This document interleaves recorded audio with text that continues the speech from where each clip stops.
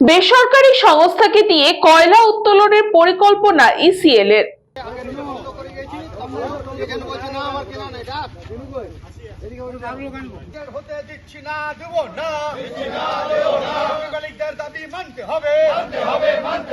বেসরকারি সংস্থাকে দিয়ে কয়লা উত্তোলনের পরিকল্পনা ইসিএল এর। এলাকায় চাষযোগ্য এবং বাসযোগ্য জমি ক্ষতির মুখে পড়তে পারে প্রতিবাদী স্থানীয় জমির মালিকেরা কাজ বন্ধ করে আন্দোলনে নামেন।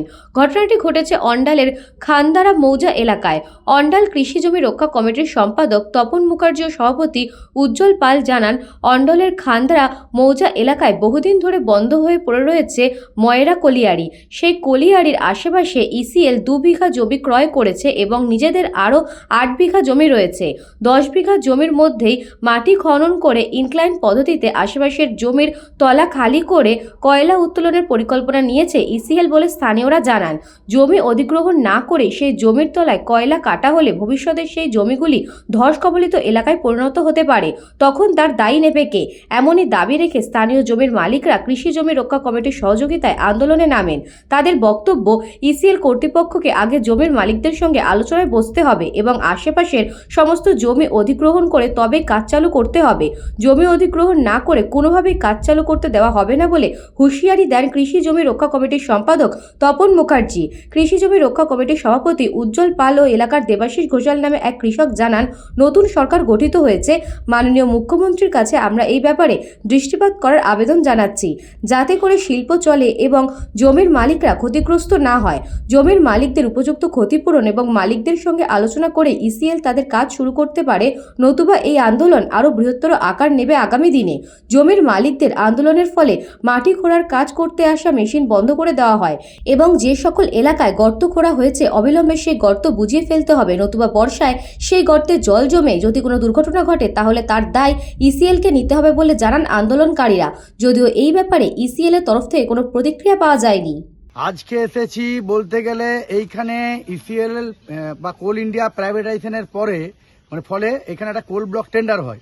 যে টেন্ডারটা পেয়েছে মিলসন মাইন্স ময়রা প্রাইভেট লিমিটেড, তারা এখানে কি করেছে, 2 বিঘা জমি মাত্র অধিগ্রহণ করেছে আর গোটা 8 বিঘার মতো জমি ইসিএল এর নিজস্ব আছে। এই 10 বিঘাকে নিয়ে মুখটা কেটে তলে তলে বলছে গোটাটাই আমরা কয়লা কেটে নেবো, একটা প্রজেক্ট চালাবে 10 বিঘা জায়গা নিয়ে। এবং আমাদের এখানে প্রচুর জায়গা আছে, কিছু জায়গা আছে যেগুলো হচ্ছে বাস্তু দিয়ে করা।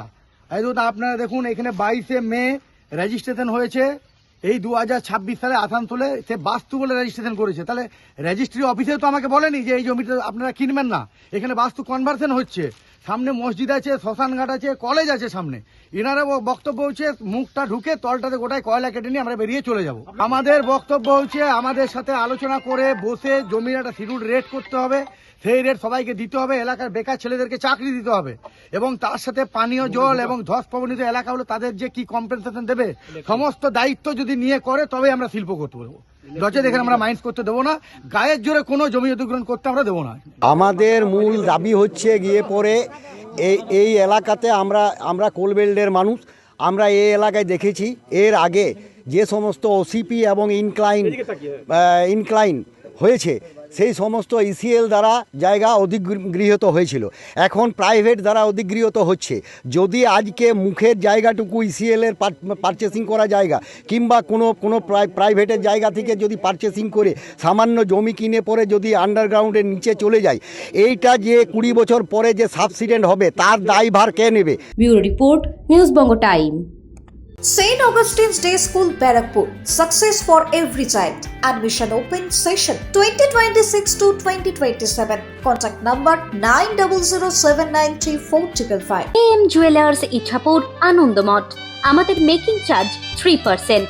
আমাদের লাইভ দেখুন JM Jewelers ফেসবুক পেজে প্রতিদিন রাত 7:35 আমাদের ভিডিও শেয়ার করলে পেয়ে যাবেন সোনার নাকছাবি একদম ফ্রিতে। ঠিকানা ইছাপুর আনন্দমঠ, উত্তর 24 পরগনা। যোগাযোগ 7439131404। আমাদের অনলাইন ডেলিভারির ব্যবস্থা আছে।